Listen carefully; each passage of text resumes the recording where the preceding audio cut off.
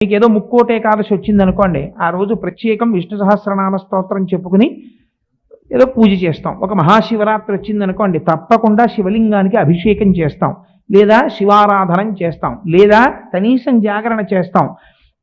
అవి నైమిత్తిక కర్మలు. ఏమండి, శివరాత్రి జాగరణ చేస్తే చాలా బాగుందండి, నాకు కొంచెం ఆరోగ్యంగా ఉన్నట్టు అనిపిస్తోంది, నేను రోజు జాగరణ చేస్తానండి, కుదరదు. అలా చేయమని శాస్త్రం చెప్పలేదు. జాగరణం ఇప్పుడు మహాశివరాత్రి నాడు, అంతే, జన్మానికి ఒక శివరాత్రి. ఒక్కొక్కటి నైమిత్తిక కర్మ అంటారు. నైమిత్తిక కర్మ అంటే ఆయా ప్రత్యేక తిథుల యందు మీరు చేయవలసినటువంటి కర్మ. నిత్య కర్మ, ప్రతిరోజు చేయవలసిన కర్మ. నైమిత్తిక కర్మ మీరు చెయ్యకపోయినా శాస్త్రం దోషం పట్టదు. అది గమ్మత్తు.